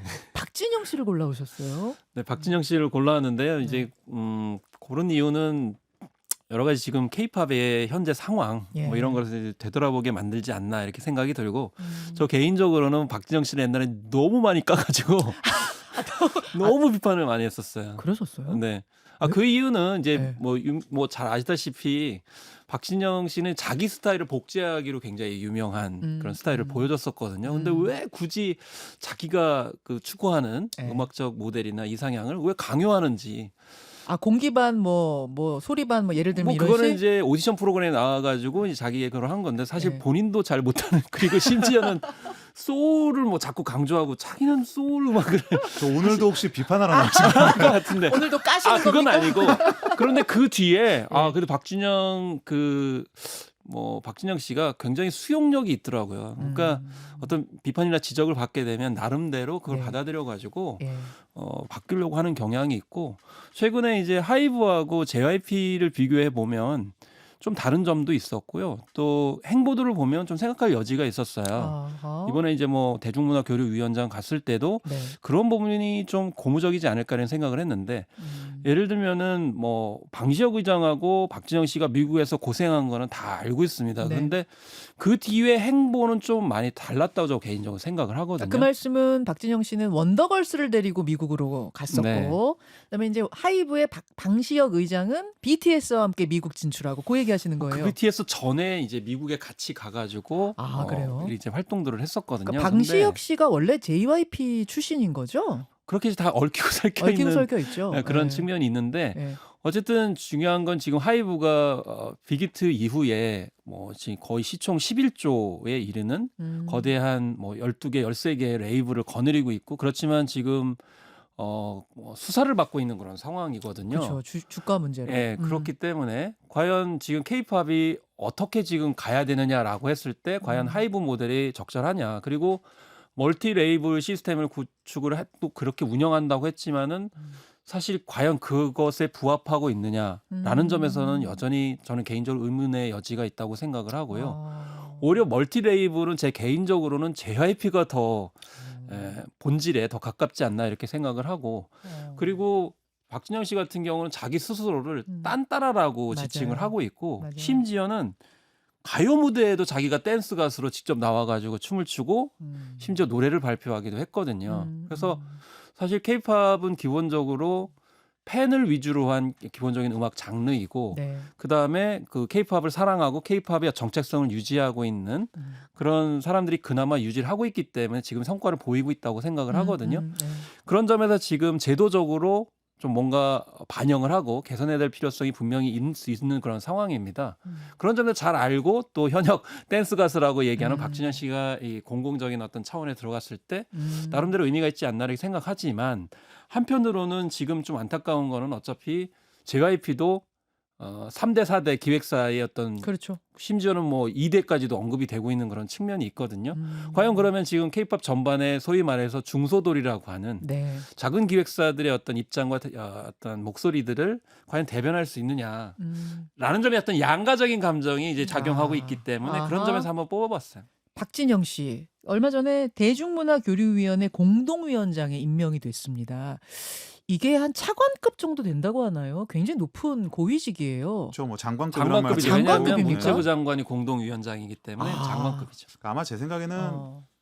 장관이라는 상징성을 주고 싶었을 것 같아요. 음. 근데 연예인들의 특성상 네. 장관직을 맡기가 좀 불편하죠. 아, 문화부 장관을 주고 싶었던 건 아닌가라는 생각까지 드세요? 저는 그 생각이 드는데 와. 그래서 저는 그런 급의 포지션을 굳이 만들어서까지 준 게 아닌가 싶습니다. 예. 그리고 어떻게 보면 이제 그 새로운 정부 입장에서는 굉장히 좀 프레시한 인물로서 그렇죠. 그 어떤 이 지금 소위 말해 물 들어왔다고 하죠. 물 들어온 K 콘텐츠에서 사실은 몇 가지 숙제들이 있는데 가장 좀 시급한 숙제 중에 하나는 새로운 시대에 그럼 K-팝이 어떻게 선도적으로 앞으로 나갈 것인가? 뭐 AI라든지 각종 그렇죠. 새로운 국면들이 있죠. 그렇죠. 이런 부분들. 그리고 또 하나는 우리가 이제 K-팝의 주류화를 논하는 시점이 됐어요. 그럴 때는 가장 중요한 게 사실은 예전처럼 우리 물건을 내다 파는 거는 이게 어떻게 보면 개발도상국식의 관점이고 이제는 어떻게 교류해야 될까 하는 문제가 남아있어요. 사실 교류하는 과정에서 우리 것을 또 알리기도 하고 우리 시장을 키워서 외국 거를 받아들이기도 하는 이런 부분이 있는데 예. 그러려면 사실은 이거를 해본 사람만이 할 수 있는 부분들이 있단 말이죠. 근데 우리나라에서 문화 전문가라는 사람들이 뭐 이론적으로나 지식적으로 있는 분들이 많겠지만 사실 박진영 씨는 이거를 현장에서 그렇지. 최전선에서 어떻게 보면 일해본 실패도 해보고. 그렇죠. 이게 성공도 어떻게 해보고. 돌아가는가 쉽게 말해 이런 거죠. 누구랑 얘기해야 되는가 누구의 말을 들어야 되는가 그렇지. 이런 딜은 누구랑 이야기할 때 만들어질 수 있는가를 실제로 아는 인물이기도 하고 그런 상징성을 가진 인물이기도 하다는 거죠. 예, 맞네요. 원더걸스를 데리고 미국 갔을 때는 저는 그때는 크게 성공하지 못한 걸로 알고 있거든요. 그것 때문에 근데 이제 접근 방식이 예. 약간 좀 약간 예전 방식이죠. 예를 방식이었어요. 들면은 지금 여기도 라디오 방송 있지만 네. 미국 같은 경우는 네. 뭐 잘 알고 계시다시피 라디오를 통해 가지고 음악을 많이 듣거든요. 그러니까 라디오 방송국이 음악 차트에 굉장히 영향을 미치니까 사실 뭐 핫백 같은 경우도 라디오 방송 횟수가 굉장히 영향을 미치잖아요. 핫백. 그러니까 박진영 씨가 직접 라디오 방송국을 찾아다니는 거예요. CD 돌리고 막. CD를 돌리고. 그러니까 결국엔 개인적으로 돈을 무진장 많이 썼다 뭐 이렇게 얘기를 하는데 근데 그 뒤에 아시다시피 강남 스타일이 그거를 완전히 다르게 접근해 줬잖아요. 그러니까 결국 음악의 유통 방식이 모바일을 통해서 그렇지. 유튜브를 통해서 이제 음원으로 이제 바뀌었기 때문에 그런 방식이 지금 BTS 같은 경우에도 마찬가지로 SNS를 매개로 심지어는 캐대원 같은 경우는 뭐 이제 영상을 통해 가지고 OTT. 스토리텔링으로 이제 소비가 되어 있는 그런 상황이기 때문에 그러니까 박진영 씨가 시도했을 때 그때 뭐 원더걸스가 70인가요? 70이 가니까 굉장히 스스로 자랑을 했었어요. 네. 100위권 안에 들어가는 게 힘들다. 근데 그건 아날로그적이었던 방식이었고 지금은 또 디지털 모바일 시대이기 때문에 이런 시대에 맞춰서는 어떤 또 이제 해법을 내놓을지 이건 좀 지켜봐야 될 점 그러니까 부분이라고 봐요. 원더걸스로는 실패했지만 지금 트와이스로는 굉장한 성공을 또 하고 있어서 그리고 성공도 하고 실패도 해보고 다 해본 사람이에요. 지금 우리나라에서 가장 국제적으로 지명도가 높고 많은 인기를 누리는 그룹 중에 하나가 스트레이키즈예요. 스트레이키즈. 그렇죠. 스트레이키즈를 이미 성공시켜 JYP죠. 봤고요. 예, 지금 JYP 출신들이 거의 예외 없이 성공을 많이 하고 있는 상황이고 그래서 뭐 전체적으로 기세는 좋습니다. 물론 이게 이런 위원장을 맡았다는 게 뭐 JYP가 잘 되라고 하는 거는 당연히 아니겠죠. 이제 거기서 얻은 비전과 또 그렇지. 인맥이나 상징성을 활용하려는 것이고 저는 그런 부분도 있는 것 같아요. 네. 이러한 자리를 굳이 만들어서까지 음. 박진영이라는 상징적인 케이팝의 어떤 인물을 앉혔다라는 거는 우리가 그만큼 이 부분에 관심을 갖고 있다. 그렇지, 그렇지. 예, 이 부분에 대해서 지속적인 투자를 지원해줄게. 하겠다라는 그런 액션으로 또 해석을 해봐야 될 것 같아요. 어쨌든 예. 뭐 박진영 씨로는 예. 일생일대에 어떤 모멘텀이 오지 않았나 저는 그렇게 생각합니다. 예. 그 가수 박진영하고 프로듀서 박진영은 어떻게 달라요? 그러니까 그게 설명하기 어려운 지점인데 네. 박진영 씨는 그게 다 좀 일체형인 인물이에요. 어떻게 보면 애초에 가수로 데뷔할 때부터 이미 작곡을 해서 본인이 스스로 곡을 쓰면서 가수로 데뷔했거든요. 그렇죠. 그러니까 이미 가수이면서 싱어송라이터였고 그리고 무대를 연출하는 어떤 퍼포머적인 아이덴티티를 다 같이 갖고 있었는데 김원식 평론가님이 말씀하셨지만 이런 가수들의 특징은 본인이 제작을 할 때 그거를 페르소나라고 하죠. 자기의 음악 스타일이나 그런 방향성을 자기가 키우는 가수들에게 좀 주입시키는 경우가 있어요. 왜냐하면 실제로 곡을 부르면서 자기가 그 데모 버전을 다 만들기 때문에 그렇지. 가수들이 부르면서 그걸 따라하게 되거든요. 어쩔 수 없는 면이 있죠. 예, 그래서 이제 프로듀서 박진영으로서는 당연히 케이팝에서 성공적인 그 뭐 프로듀서로서 이름을 지금 남긴 상황이고 가수 박진영은 여전히 계속되고 있는 잊을만 하면 신곡을 들고 나오죠. 전 너무 좋아해요. 사실 그 박진영 씨. 부분이 전 대단하죠. 굉장히 예. 저는 이제 기획자로서도 굉장히 중요한 게 공공성 부분인데 예를 들면 골든걸즈라고 하는 프로젝트 맞아요. 그룹을 마련했거든요. 근데 이미 유명한 솔로 가수들, 여성 가수들을 새롭게 조합을 해가지고 런칭을 시켰잖아요. 그 KBS에서 근데, 했었죠. 근데 인순이, 사실은 뭐 신효범. 맞아. 예. 저는 그 부분이 굉장히 마음에 드는 거예요. 왜냐하면 그 박진영 씨가 사실은 섹시 컨셉으로 굉장히 부각을 많이 했었잖아요. 근데 여성 걸그룹도 그렇게 만들었고 심지어는 나이 연령도 굉장히 어려지니까 이런 부분도 지적을 많이 받았거든요. 그 골든건즈를 통해 가지고 왜 걸그룹이 나이가 어려야 돼라고 해서 직접 자기가 맞아. 아니 그 팀원들이 그러니까 JYP 내에서도 반대했다는 거예요. 인순이, 박미경, 네. 신효범, 이은미 이런 분들이 왜 그거 하냐? 골든걸즈가 우리는 할 수 없다고 그러니까 이제 모 방송국하고 협업을 해가지고 결국 런칭을 했잖아요. 맞아요. 그러니까 자기 방송, 성찰 그리고 공공성에 대한 고민이 있는 거고 심지어는 자기가 가요 무대 나와가지고 공연했다는 거는 그만큼 전 세대를 포괄하겠다라는 어떤 이제 생각도 있는 거고 트와이스가 사실은 아시아권에 머물렀었는데 지금 10년이 넘었잖아요. 네. 그 그룹을 가지고 미국을 또 다시 진출을 한 거예요. 그렇죠. 그렇기 때문에 걸그룹에 대한 인식, 네. 또 어떤 뮤지션에 대한 애정, 그리고 네. 새로운 변혁과 시도 이런 것도 충분히 있고 스트레이키즈라고 하는 또 자율형 아이돌을 만들었어요. 이 팀은 방찬을 비롯해가지고 자기들이 스스로 작사 작곡을 안무 짜고 자기들이 팀워크를 보였고 그거를 박진영 씨가 처음부터 미션을 준 거예요. 아 그래요? 니들이 알아서 해. 방찬 네가 해. 어. 그러니까 기존에 우리가 기획형 아이돌이라고 하는 그 약간의 컴플렉스가 있잖아요. 네, 네. 그걸 이미 다 떨쳐 보여요. 그래서 그 어떤 지적과 어떤 비판을 받게 되면 자기 완성과 이 개선을 하면서 계속 진화하기 때문에 이런 부분들이 저는 그 현업에서 케이팝을 이끌어 왔고 이게 또 공공 부분에 있어서도 좀 공론화되면 좀 바람직하다. 이거는 제 바람이에요. 근데 위원회라는 것이 사실 네. 실행력이나 뭐 네. 이런 실천력 이런 책임에 대한 부분은 좀 덜하기 때문에 저는 차라리 장관을 하지. 이런 생각을 했어요.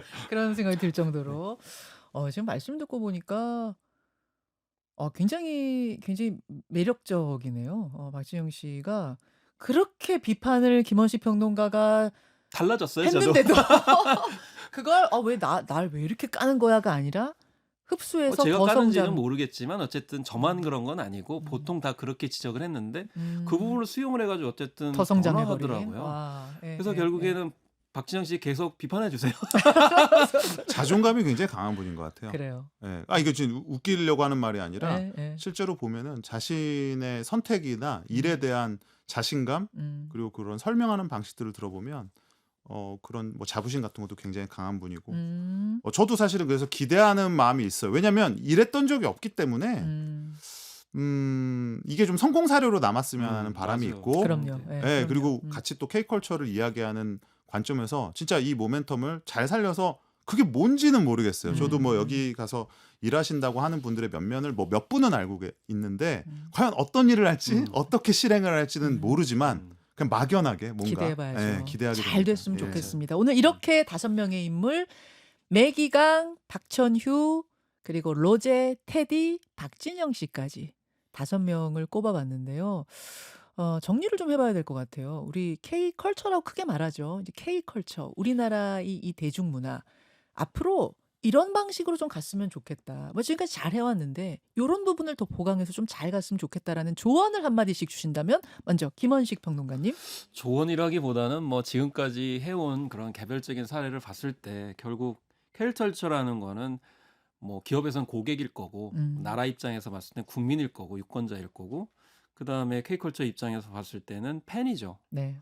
처음과 끝이 거기에서 이제 우리가 활동을 계속 해야 된다는 거고 그다음에 중요한 건 결국 콜라보입니다. 로제와 브루노 마스가 협업을 했기 때문에 가능했고요.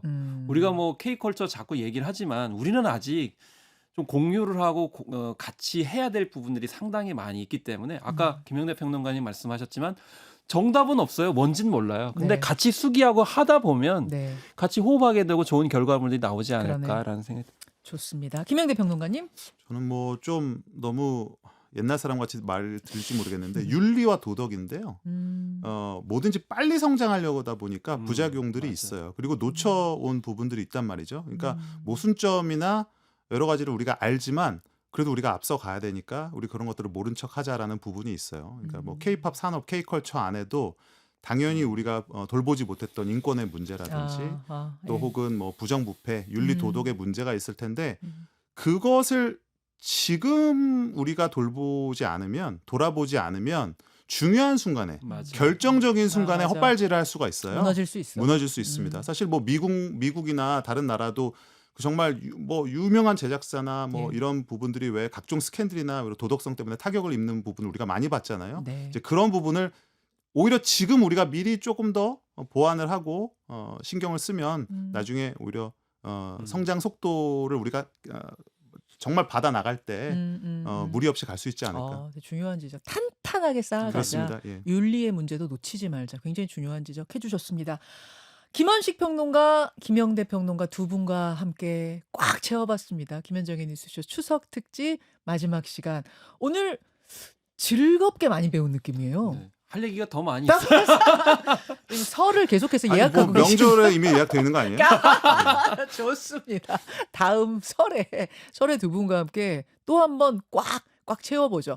두 분과는 여기서 인사드리고요. 광고 후에 박진영 씨 노래 하나 들어야 될 것 같아요. 예, 여러분 기대해 주세요. 두 분 고맙습니다. 네, 감사합니다. 고맙습니다. 예, 지금 흐르는 곡 박진영이 부릅니다. 날 떠나지 마. 들으면서 저는 여기서 인사드리죠. 추석 특집 김현정의 뉴스쇼. 여러분 고맙습니다.